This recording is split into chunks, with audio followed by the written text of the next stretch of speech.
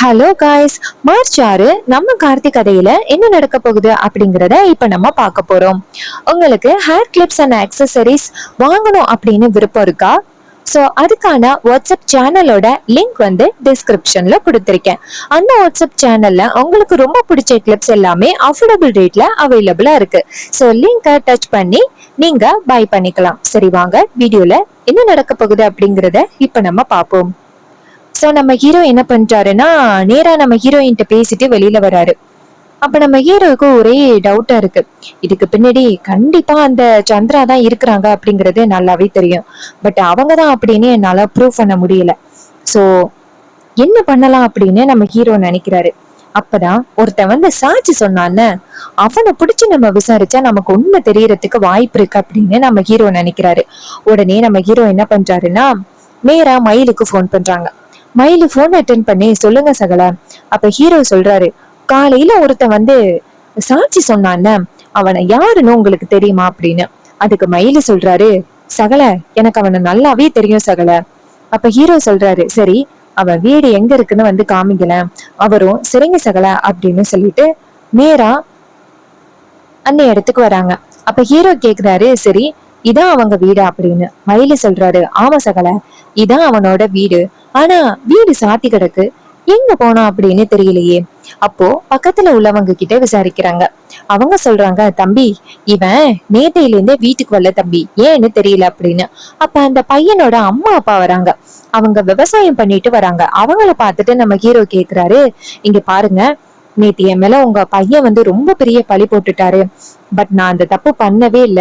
அவர் எங்க இருக்காரு அப்படின்னு தெரியுமா? அவரை பார்த்து பேசணும் அப்படின்னு. அப்ப அவங்க ரெண்டு பேரும் சொல்றாங்க, தம்பி, அவன் என் பேச்ச சுத்தமா கேக்குறதே இல்ல தம்பி.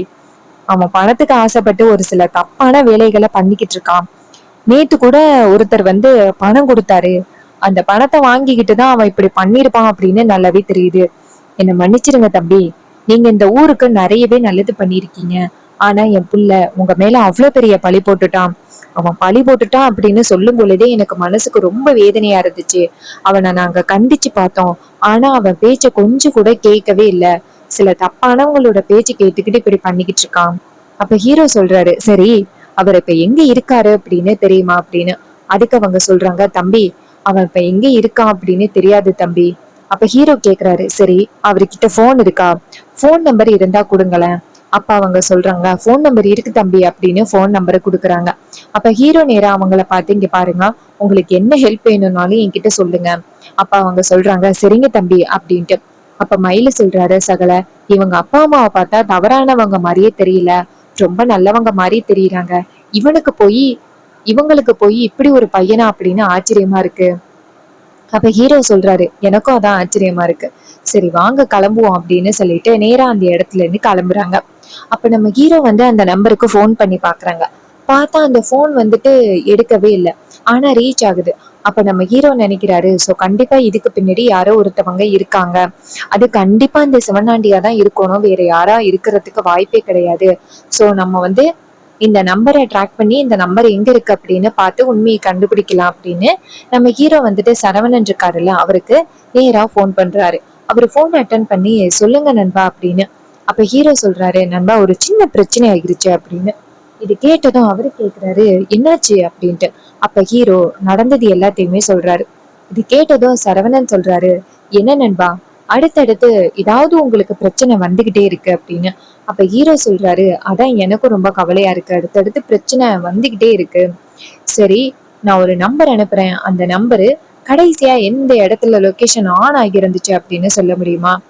சரவணன் சொல்றாரு, சரிங்க நண்பா, நீங்க வந்துட்டு போன் நம்பர் அனுப்புங்க, நான் பார்த்து சொல்றேன். அப்ப ஹீரோவும் சரி அப்படின்னு சொல்லிட்டு நம்பர் அனுப்புறாரு. சரவணன் அந்த நம்பரை செக் பண்ணி பாக்குறாரு. செக் பண்ணி பார்த்துட்டு நேரா நம்ம ஹீரோவுக்கு லொகேஷனை அனுப்புறாங்க. நம்ம ஹீரோ லொகேஷனை பார்த்துட்டு, சூப்பர், அவர் இருக்கிற இடத்த கண்டுபிடிச்சாச்சு அப்படின்ட்டு நேரா நம்ம மயிலு கிட்ட, அவன் இருக்கிற இடத்த கண்டுபிடிச்சாச்சு, போயிட்டு அவனை கேட்டாலே அவன் எல்லாத்தையும் சொல்லிடுவான். மயிலு சொல்றாரு, சரிங்க சகல, வாங்க அப்படின்னு சொல்லிட்டு நேரா கிளம்புறாங்க. பார்த்தா ஒரு பெரிய குடோன் மாதிரி இருக்கு. அந்த இடத்துக்கு நேரா கொண்டு போய் நம்ம ஹீரோ காரை நிப்பாட்டுறாரு. காரை நிப்பாட்டிட்டு உள்ளார போனா அங்க வந்துட்டு அந்த பையன் வந்துட்டு ஜாலியா சேர்ல உட்காந்துருக்கான். அப்ப அவனை சுத்தி 4 ரவுடிகளும் இருக்கிறாங்க. அப்ப நம்ம ஹீரோ அந்த இடத்துக்கு வந்துட்டு நேரா அந்த பையனை பார்த்து, இங்க பாருப்பா, நீ தானே என் மேல அவ்வளவு பெரிய பழி போட்டது. நான் அப்படிப்பட்ட தப்பு பண்ணல அப்படின்னு அத்தனை பேருக்கு முன்னாடி வந்து ஒத்துக்கோ. அதுக்கு அவரு சொல்றாரு, இங்க பாருங்க சார், நான் ஒத்துக்க முடியாது சார் அப்படின்னு. அப்ப அங்க இருந்த ரவுடிங்க வந்து நேரா ஹீரோவை பார்த்து, என்னப்பா நீ சொன்ன உடனே ஒத்துக்கணுமா? அதுக்கெல்லாம் அவசியமே இல்ல, மரியாதையா இந்த இடத்த விட்டு போயிரு, அதான் உனக்கு நல்லது அப்படின்னு. அப்ப நம்ம ஹீரோ வந்துட்டு நேரா மயிலு கிட்ட, இது சரிபட்டு வராது, இவங்க வீணுக்கு முன்னேதான் இவனை பிடிச்சு கொண்டாந்து வச்சிருக்கானுங்க அப்படின்னு சொல்லிட்டு நேரா அந்த ரவுடிகளை அடிச்சு காலி பண்றாங்க. அப்ப அந்த பையன் சொல்றான், இங்க பாருங்க சார், இது மாதிரி நான் பணத்துக்கு ஆசைப்பட்டுதான் சார் அப்படி பண்ணேன், என்னை மன்னிச்சிருங்க. அதுக்கு ஹீரோ சொல்றாரு, பணத்துக்கு ஆசைப்பட்டு இவ்வளவு பெரிய வேலையை பண்ணிருக்க, தப்பே பண்ணாத குடும்பத்து மேல அவ்வளவு பெரிய பழி போட்டிருக்க, நீ வந்து இப்போ அதிகாரிங்க கிட்ட உண்மையை சொல்லணும், வரப்போறியா இல்லையா அப்படின்னு. இது கேட்டதும் அவரும் சரிங்க சார் நான் வரேன் அப்படின்னு சொல்ல, அப்ப ஹீரோ வந்துட்டு நேரா அந்த பையனை கூட்டிக்கிட்டு அதிகாரிங்களை பாக்குறதுக்காக கிளம்புறாங்க. இன்னொரு பக்கம் இன்னொரு ரவுடிங்க வந்துட்டு நேரா நம்ம வில்லனுக்கு போன் பண்ணி, சார் இது மாதிரி நீங்க ஒரு பையனை பாத்துக்க சொன்னீங்கல்ல, அவனை அந்த நீங்க சொன்ன ஆளு வந்து கூட்டிட்டு போயிட்டான். இதை கேட்டதும் ரொம்பவே ஷாக் ஆகுறாரு இவரு. என்ன சொல்றீங்க அப்படின்னு. அதுக்கு அவர் சொல்றாரு, ஆமா சார், எவ்வளவோ நாங்க தடுக்க முயற்சி பண்ணி பார்த்தோம், பட் எங்களால தடுக்க முடியல. இது கேட்டதும் ரொம்பவே அதிர்ச்சி ஆகுறாங்க. அப்ப நம்ம ஹீரோ சொல்றாரு நேரா அந்த பையன் கிட்ட, இங்க பாருப்பா, வந்து நீ என்னெல்லாம் யாரெல்லாம் என்ன பண்ண சொன்னாங்களோ அது அதிகாரிங்க கிட்ட ஒத்துக்கணும். அவரும் சரிங்க சார் அப்படின்னு சொல்லிட்டு கிளம்புறாங்க.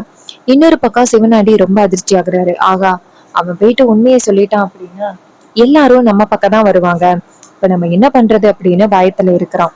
அவரு நேரா சந்திராவுக்கு தான் போன் பண்றாங்க. சந்திரா போன் அட்டன் பண்ணி, சொல்லுங்க அப்படின்னு சொல்ல, அதுக்கு வில்லன் சொல்றாரு, சந்திரா ரொம்ப பெரிய பிரச்சனையில மாட்டிக்கிட்டோம் அப்படின்னு. அதுக்கு அவங்க கேக்குறாங்க, என்னாச்சு, என்ன பிரச்சனை அப்படின்னு. அதுக்கு வில்லன் சொல்றாரு, நம்ம ஒரு ஆளை பிடிச்சு வச்சிருந்தோம்ல, அந்த டிரைவர் பையில கூட வந்து சாட்சி சொன்னான்னு, அவனை வந்துட்டு அந்த டிரைவர் பைய பிடிச்சிட்டு போயிட்டான், அதிகாரிக்கு கிட்ட கொண்டு போய் ஒப்படைச்சிட்டான். இது கேட்டதும் ரொம்பவே ஷாக் ஆகுறாங்க வில்லி. என்னங்க இப்படி சொல்றீங்க? அதுக்கு அவரு சொல்றாரு, ஆமா, இப்ப என்ன பண்றேனே ஒண்ணும் புரியல அப்படின்னு. அதுக்கு வில்லி சொல்றாங்க, இங்க பாருங்க, எனக்கே என்ன பண்றேன்னு தெரியலையே, நீங்க இப்படி சொதப்பி வச்சிருக்கீங்க. அதுக்கு அவரு சொல்றாரு, என்னால முடிஞ்ச அளவுக்கு அவனுக்கு உண்மை தெரியக்கூடாது அப்படின்னு தான் ட்ரை பண்ணேன், ஆனா இவ்வளவு சீக்கிரம் அவன் உண்மையை கண்டுபிடிப்பான் அப்படின்னு நான் கொஞ்சம் கூட எதிர்பார்க்கவே இல்லை. இப்போ என்ன சந்திரா பண்றது, எனக்கு ஏதாவது ஒரு யோசனை சொல்லு அப்படின்னு. அதுக்கு அவங்க சொல்றாங்க, இங்க பாருங்க, நான் அப்பவே சொன்னேன், அவன் கண்டிப்பா உண்மையை கண்டுபிடிச்சிருவான், கொஞ்சம் உஷாரா இருங்க அப்படின்னு சொன்னேன். ஆனா நீங்க தான் அதை ரொம்ப பெரிய விஷயமா எடுத்துக்காம சாதாரணமா எடுத்துக்கிட்டீங்க, இப்ப நீங்க மாட்டினது மட்டும்தான் மிச்சம் அப்படின்னு சொன்னதும் அதுக்கு அவங்க சொல்றாங்க, இங்க பாருங்க, நான் இப்ப என்ன பண்றது எனக்கே தெரியல. அதுக்கு வில்லி சொல்றாங்க, இங்க பாருங்க, நீங்க கண்டிப்பா வீட்டுல இருக்காதீங்க, வீட்டுல இருந்தீங்க அப்படின்னா கண்டிப்பா அதிகாரிங்க வந்து உங்களை பிடிக்கிறதுக்கு வாய்ப்பு இருக்கு, எங்கேயாவது வந்து தப்பிச்சு போயிருங்க அப்படின்னு. அவரும் சரி ஓகே அப்படின்னு சொல்லிட்டு நேரா முத்துக்கிட்ட, மாமா மாமா எந்திரிங்க சித்தப்பா அப்படின்னு. அதுக்கு அவரு சொல்றாரு, ஏன்டா மவனே அப்படின்னு.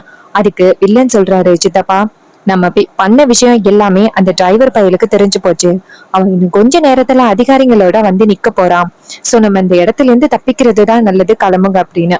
அதுக்கு முத்து சொல்றாரு, டேய் எப்படா நம்ம பண்ண விஷயம் தெரியும் அப்படின்னு. அதுக்கு அவரு சொல்றாரு, அதான் சித்தப்பா எனக்குமே தெரியல, சரி நம்ம இந்த இடத்துல இருந்து தப்பிச்சு போறதுதான் நல்லது, கிளம்புங்க அப்படின்னு சொன்னதும் அவரும் சரிடா மவனே அப்படின்னு சொல்லிட்டு அந்த இடத்துல இருந்து கிளம்புறாங்க. அவங்க அந்த இடத்துல இருந்து கிளம்புனதோட முத்து இருக்காருல்ல, அவரு சொல்றாரு, சரி நம்மளுக்கு தேவையான அந்த நகையை எடுத்துட்டு போயிடலாமா. அதுக்கு அவரு சொல்றாரு, சித்தப்பா நம்ம தான் எடுத்தோம் அப்படின்னு தெரிஞ்சு போயிட்டு சோ நகையெல்லாம் நம்ம இங்க விட்டுட்டு போயிருவோம், ஒருவேளை நகை கிடைச்சாலாவது நம்மள மன்னிக்கிறதுக்கு வாய்ப்பு இருக்குல்ல, சோ நம்ம நகையை இங்கேயே போட்டுட்டு போயிருவோம் அப்படின்னு. இது கேட்டதும் முத்துவும் சரி அப்படின்னு சொல்ல நகையை அந்த இடத்துலயே போட்டுட்டு அந்த இடத்துல இருந்து கிளம்புறாங்க. இன்னொரு பக்கம் ஹீரோ வந்துட்டு அந்த ஆளை கூட்டிக்கிட்டு நேரா அதிகாரிங்க கிட்ட கொண்டு போய் நிப்பாட்ட வைக்கிறாங்க. அப்ப அதிகாரிங்க நேரா ஹீரோவை பார்த்து, சார் இவரு தானே சார் உங்களை வந்துட்டு சாட்சி சொன்னது. அப்ப ஹீரோ சொல்றாரு, சார் இந்த பையன் வந்துட்டு பொய் சொல்லிட்டான், இப்ப வந்துட்டு உண்மையதான் சொல்ல வந்திருக்கான், இவ சொல்றதை கேளுங்க அப்படின்னு. அதிகாரிங்களும் சரிங்க சார் அப்படின்னு சொல்ல, அப்ப ஹீரோ நேரா அந்த பையனை பார்த்து, இப்ப நீ உண்மையை சொல்லு அப்படின்னு சொன்னதும் அந்த பையன் நேரா அதிகாரிங்களை பார்த்து, சார் என்னை மிரட்டி அப்படி சொல்ல சொன்னாங்க சார், அதனாலதான் நான் அப்படி சொன்னேன், ஆனா இதுக்கும் இந்த சாருக்கும் எந்த வித சம்பந்தமும் இல்ல. நாங்க ரெடி பண்ண வீடியோ கூட ஒரு போலியான வீடியோ தான். அந்த வீடியோவை வச்சுதான் நாங்க இவரை பழி சொல்லலாம் அப்படின்னு பார்த்தோம். அந்த வீடியோ எல்லாமே நாங்க எடிட் பண்ணி உருவாக்குனது. இது கேட்டதும் அதிகாரிங்க ஷாக் ஆகுறாங்க. அப்ப அதிகாரிங்க கேக்குறாங்க, டேய் உன்னை யாருடா இப்படி செய்ய சொன்னது அப்படின்னு. அதுக்கு அவங்க சொல்றாங்க, சார் இது மாதிரி அந்த சிவனாண்டி இருக்காங்கல்ல சார், அவங்க தான் சார் என்ன இப்படி பண்ண சொன்னாங்க. இப்படி பண்ணா எனக்கு நிறைய பணம் தரேன் அப்படின்னு சொன்னாங்க. பணத்துக்கு ஆசைப்பட்டு நான் அப்படி ஒரு வேலையை பண்ணிட்டேன், என்னை மன்னிச்சிருங்க சார். இது கேட்டதும் அதிகாரிங்க சொல்றாங்க, அப்போ இதுக்கும் இந்த குடும்பத்துக்கும் எந்த வித சம்பந்தமும் இல்லைன்னு சொல்ற. அதுக்கு அவங்க சொல்றாங்க, ஆமா சார், இதுக்கும் ஈஸ்வரி மேடத்தோட குடும்பத்துக்கும் எந்த வித சம்பந்தமும் இல்ல. அந்த நகை இப்ப சிவனாண்டி சார் வீட்டுலதான் இருக்கு, நீங்க வேணும்னா போயிட்டு செக் பண்ணி பாருங்க. இது கேட்டதும் அதிகாரிகளும் சரி அப்படின்னு சொல்லிட்டு நேரா நம்ம ஹீரோவை பார்த்து, சார் நாங்க கண்டுபிடிக்க வேண்டிய உண்மைய நீங்க கண்டுபிடிச்சிட்டீங்க. அப்ப ஹீரோ சொல்றாரு, சார் என் மனைவிய முதல்ல ரிலீஸ் பண்ணுங்க. அதிகாரிகளும் சரிங்க சார் அப்படின்னு சொல்லிட்டு நேரா ரேவதியை வந்துட்டு திறந்து விடுறாங்க. ரேவதி அதிகாரிகளை பார்த்து ரொம்ப தேங்க்ஸ் சார் அப்படின்னு சொல்ல, அதிகாரிங்க சொல்றாங்க, எங்களை மன்னிச்சிருங்க மேடம், உங்க மேல நாங்க இவ்வளவு பெரிய பழி போட்டு உங்களை வந்து பிடிச்சு கொண்டாந்து வச்சுட்டோம். அதுக்கு அவங்க சொல்றாங்க, சார் நீங்க என்ன சார் பண்ணுவீங்க, நீங்க வந்துட்டு சட்டப்படி தானே இது எல்லாத்தையுமே பண்ணிக்கிட்டு இருக்கீங்க. அதுக்கு அதிகாரிங்க சொல்றாங்க, சாரி மேடம் அப்படின்ட்டு. அப்ப ஹீரோயின் சொல்றாங்க, பரவாயில்ல சார் அப்படின்னு சொல்லிட்டு வெளியில வராங்க. அப்ப ஹீரோ நேரா ஹீரோயினை பார்த்து, சரி வா போகலாம் அப்படின்னு சொல்லிட்டு நேரா வீட்டுக்கு கிளம்புறாங்க. அந்த பையன் வந்துட்டு உண்மையை சொன்னதோட அதிகாரிங்க நேரா ஹீரோவை பார்த்து, சார் நீங்களும் வந்தீங்கன்னா சரியா இருக்கும். அப்ப ஹீரோ சொல்றாரு, சரிங்க சார் நானும் வரேன் அப்படின்னு சொல்லிட்டு ஹீரோயினை கொண்டு போய் வீட்டுல விட்டுட்டு நேரா சிவனாண்டியோட வீட்டுக்கு போறாங்க. அங்க போயிட்டு அங்க இருக்கிற எல்லா இடத்தையும் தேடி பாக்குறாங்க. பார்த்தா ஒரு இடத்துல கரெக்டா வந்துட்டு நகையெல்லாம் இருக்கு. அதிகாரிங்க அந்த நகையை பார்த்ததும், அப்பாடா இந்த குடும்பத்து மேல எந்த தப்பும் இல்லை அப்படின்னு தெரிஞ்சு போச்சு அப்படின்னு சொல்லிட்டு அந்த நகையை வந்து எடுத்துட்டு வராங்க. எடுத்துட்டு வந்துட்டு அதுக்கான அதிகாரிங்க கிட்ட ஒப்படைக்கிறாங்க. அவங்க அந்த நகையை வாங்கிக்கிட்டு, அப்பாடா எப்படியும் அந்த நகையெல்லாம் வந்துருச்சு அப்படின்னு நிம்மதியாகுறாங்க. அதுக்கப்புறம் எல்லாரும் சேர்ந்து ஈஸ்வரி கிட்ட வந்து மன்னிப்பு கேக்குறாங்க. சோ கண்டிப்பா நம்ம ஹீரோ உண்மையெல்லாம் கண்டுபிடிச்சு ஈஸ்வரியோட மானத்தை காப்பாத்துவாரு. இது எல்லாமே அப்கமிங் எபிசோடுல ரொம்ப ரொம்ப இன்ட்ரெஸ்டிங்காவே நடக்க போகுது. சோ இதே மாதிரி இன்னுமே அப்டேட்ஸ் நம்ம சேனல்ல நீங்க தொடர்ந்து பார்க்கணும் அப்படின்னு சேனலை மறக்காம சப்ஸ்கிரைப் பண்ணிட்டு பக்கத்துல உள்ள பெல் ஐகானையும் கிளிக் பண்ணி ஆல்ல செட் பண்ணிக்கோங்க. அப்பதாங்க அடுத்த வீடியோ போடும் பொழுது உங்களுக்கு நோட்டிபிகேஷன் வரும் பார்க்கலாம். சோ இதே மாதிரி இன்னுமே அப்டேட்ஸ் நம்ம தொடர்ந்து பார்க்கலாம். சோ உங்க எல்லாருக்குமே தெரியும், நம்ம புதுசா hair clips and accessories business start பண்ணிருக்கோம். சோ நீங்க வீட்ல இருந்து ஸ்மால் பிசினஸ் பண்ணிக்கிட்டு இருக்கீங்களா? சோ உங்களுக்கு ஒரு சூப்பரான கிளிப் பத்தி சொல்ல போறேன். இது டிரான்ஸ்பரண்ட் கிளாக் கிளிப். இந்த டிரான்ஸ்பரண்ட் கிளாக் கிளிப் இப்ப நம்ம கிட்ட ரொம்ப ட்ரெண்டிங்ல இருக்கு. மொத்தமா 8 கிளிப்ஸ் உங்களுக்கு கொடுக்குறோம். 8 கிளிப்ஸும் ஜஸ்ட் உங்களுக்கு 180 ருபீஸ்க்கு வருகுது. சோ இந்த கிளிப்ஸை நீங்க வந்துட்டு கண்டிப்பா நல்ல சேல் பண்ணலாம். சோ உங்களுக்கு வேணும் அப்படின்னா சீக்கிரம் ஆர்டர் பிளேஸ் பண்ணுங்க. நீங்க வாட்ஸ்அப் சேனல்ல எங்களை ஃபாலோ பண்ணீங்க அப்படின்னா உங்களுக்கு வந்துட்டு ஷிப்பிங் ஃப்ரீயா பண்ணி கொடுக்குறோம். சோ சீக்கிரம் ஆர்டர் பிளேஸ் பண்ணுங்க. அது மட்டும் இல்லாம ஸ்மால் பிசினஸ் பண்றவங்களுக்கு ஒரு சூப்பரான ஒரு ஆஃபர் ஒண்ணு இருக்கு. ஜஸ்ட் 499க்கு ஒரு காம்போ ஆஃபர் கொண்டு வந்திருக்கோம். இந்த காம்போ ஆஃபர்ல என்னெல்லாம் கிடைக்குது அப்படின்னு பாத்துக்கிட்டீங்கன்னா, கிட்ஸுக்கு ரொம்ப பிடிச்ச கிட்ஸோட ஹேருக்கு ரொம்ப பியூட்டிஃபுல் லுக் கொடுக்குற பட்டர்ஃபிளை மினி பேக் நம்ம கிட்ட இருக்கு. அதுல மொத்தமா உங்களுக்கு 6 கிளிப் கொடுக்குறோம். அடுத்ததா சாட்டின் கிரன்ச்சீஸ். இந்த சாட்டின் கிரன்ச்சீஸ் கேர்ள்ஸுக்கு ரொம்பவே பிடிக்கும். 6 டிஃப்ரெண்ட் கலர்ஸ்ல உங்களுக்கு சாட்டின் கிரன்ச்சீஸ் கொடுக்குறோம். அடுத்ததா 3 டிஃப்ரெண்ட் டிசைன்ஸ்ல மொத்தமா 18 கிளிப்ஸ் உங்களுக்கு கிடைக்குது. இது எல்லாமே ரொம்ப அஃபோர்டபுள் ரேட்ல ஜஸ்ட் 499க்கு கிடைக்குது. இந்த 499க்கு நீங்க வாங்குனீங்கன்னா நல்ல ஒரு ரேட் பார்க்கலாம். ஸோ சீக்கிரம் ஆர்டர் பிளேஸ் பண்ணுங்க. வாட்ஸ்அப் சேனல்ல நீங்க எங்களை ஃபாலோ பண்ணீங்க அப்படின்னா உங்களுக்கு ஷிப்பிங் வந்து ஃப்ரீயாவே பண்ணி கொடுக்குறோம். ஸோ சீக்கிரம் ஆர்டர் பிளேஸ் பண்ணி உங்களோட ஸ்மால் பிசினஸ் ஸ்டார்ட் பண்றீங்க. இன்னும் வெயிட் பண்ணிக்கிட்டு இருக்கீங்க? நம்ம கார்த்தியோட கதையில அடுத்து என்ன நடக்க போகுது அப்படின்னு பாத்துக்கிட்டீங்கன்னா, கண்டிப்பா நம்ம ஹீரோ வந்துட்டு உண்மையை கண்டுபிடிக்கிறதுக்கு நிறையவே வாய்ப்புகள் இருக்கு. உண்மையை கண்டுபிடிச்சு ஒரு தரமான பதிலடி கொடுப்பாரு. இது எல்லாமே அப்கமிங் எபிசோடுல நல்ல ஒரு இன்ட்ரெஸ்டிங் சீனா இருக்க போகுது. ஸோ தொடர்ந்து வாட்ச் பண்ணுங்க.